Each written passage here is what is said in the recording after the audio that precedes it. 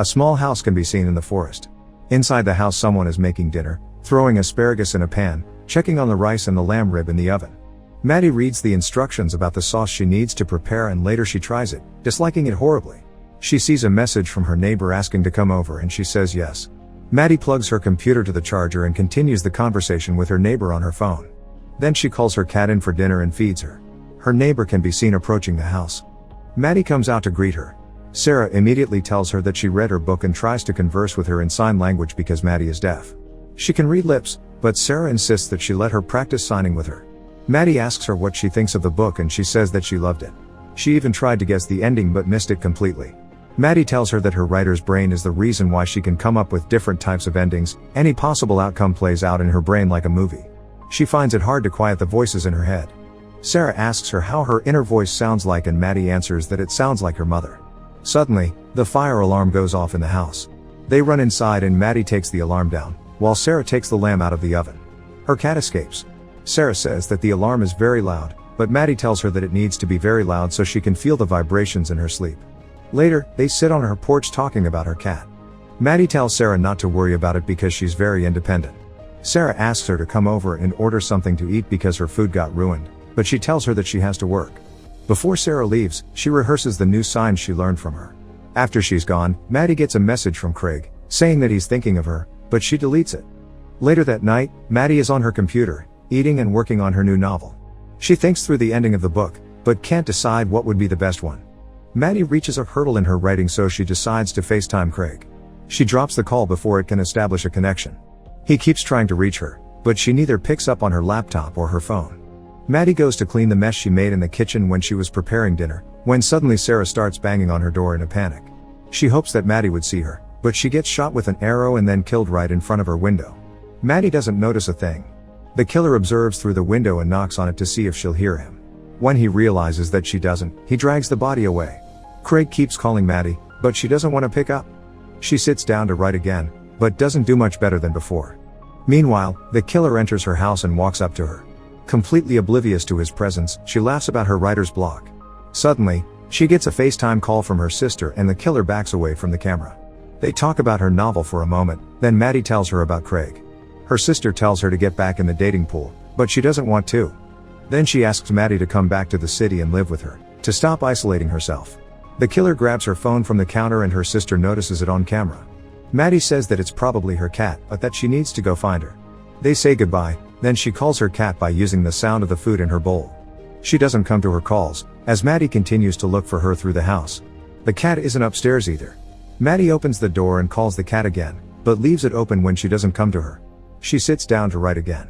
Suddenly, she gets a picture message from her own phone. The images are from her looking for the cat and the exact moment she looks at them on her computer.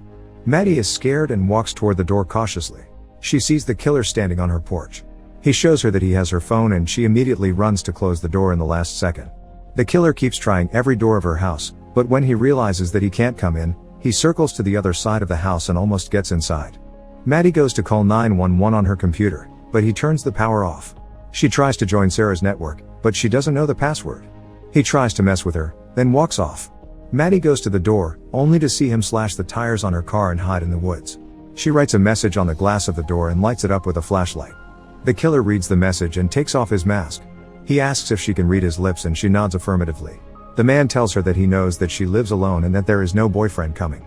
Then he tells her that he can come in the house whenever he wants, but he will only come for her when she'll be wanting to die. She nods that she understands. Before he walks away, he tells her that they can have fun. Maddie goes to her kitchen and gets a knife and a hammer, then goes back to the living room and checks it. Next, she gets to her bedroom, barricades the door and pulls the curtains on her windows. Maddie peeks through the window, but doesn't see him out. Suddenly, there's a shadow on her window. He knocks on it and she sees him doing that in the shadows cast on the ground. When she checks it, she sees that he's knocking on her window using Sarah's body. Maddie drops her weapons and goes back to the living room, crying. Suddenly, she remembers Sarah putting her phone in her back pocket.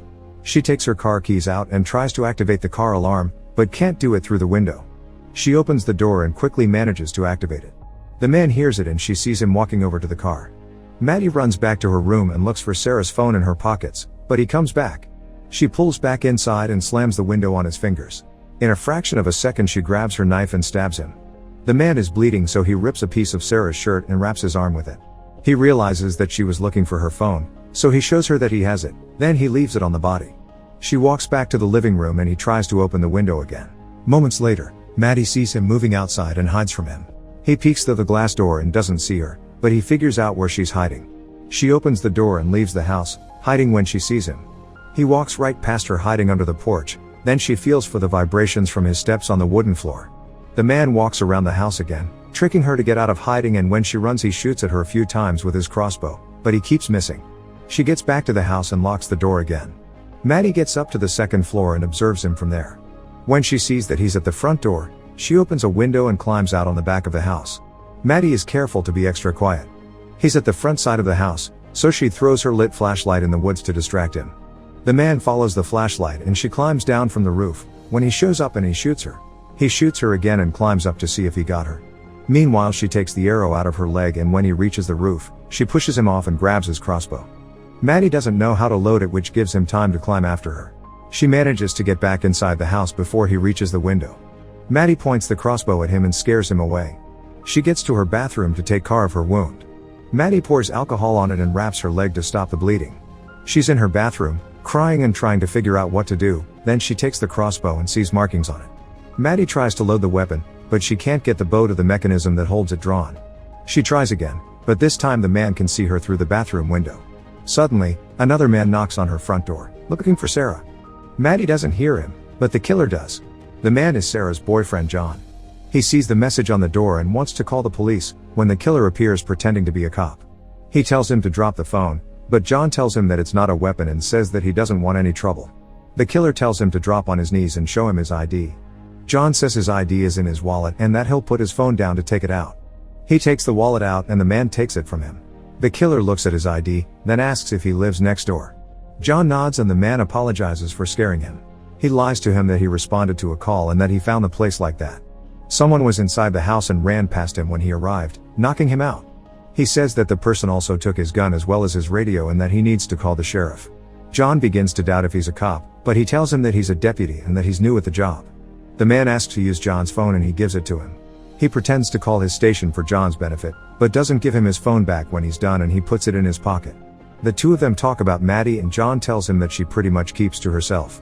He sees that the man's arm is bleeding and asks him about it, so he lies that the man that jumped him did it. John wants his phone back and when he gives it to him, Sarah's earring falls out of his pocket. John recognizes it. He starts asking the man questions to see if he would be able to catch him in a lie. The man dodges all of them. In the meantime, Maddie is still trying to draw the bow and gets nowhere with it. John is still trying to figure out who the guy is, but at this point he's sure that he isn't a police officer. He tells him that Maddie has a key hidden in a planter at the bottom of the stairs. When the man goes down there to check, John picks up a rock and starts getting closer to him, chatting still, so he doesn't realize that he's planning something. The moment he gets a chance to hit him over the head, Maddie starts banging on the window and the man stabs him. John still goes after him, but the man runs around him until he falls on the ground. Maddie is seeing it all happen and the man thanks her for showing up at the right time. He leans toward John and he jumps him, tackling him over and grabbing him tightly. He tells Maddie to run. When she goes out the back door, the man runs after her and hits her over the head with a rock, killing her. That was just an outcome of her running away playing out in Maddie's head. Her inner voice tells her that she can't run. She's still inside the house. John dies before he could kill the man. Maddie keeps going through all the different possibilities and outcomes of her situation. She wonders if she could shoot him or go outside and get the power back on. She thinks about the places she could hide in the house, like the bathroom or the loft.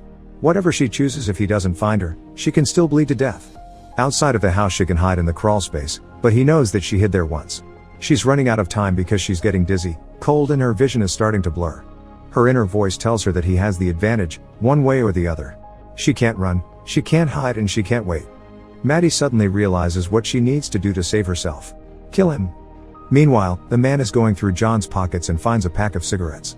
He goes over to Maddie's car and takes out the wrench.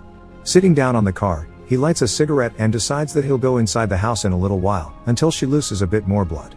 Suddenly, her cat appears. He crouches down to her and is about to kill her, when Maddie shoots him with the crossbow. She runs back inside and he goes after her, catching her hand with the door and breaking it. He lets her hand go and she locks the door. The man breaks the arrow and tells her that he's coming in. Maddie stands up to face him, then uses her own blood to write "Do it, coward" on the glass. He walks to the car to get the wrench and Maddie writes down his description in the open document on her laptop.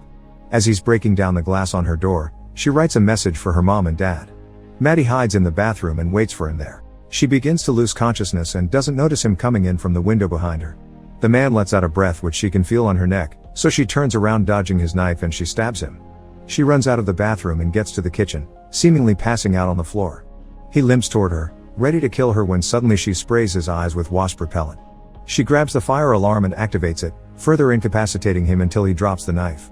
Maddie grabs the knife, but he pushes her on the floor and they fight. He almost kills her, when she reaches the wine opener and kills him. She regains her strength and takes her phone out of his pocket. She dials 911 and passes out. A bit later, Maddie walks out of her house and sits on her porch. Her cat sits next to her. The police finally arrive at the scene.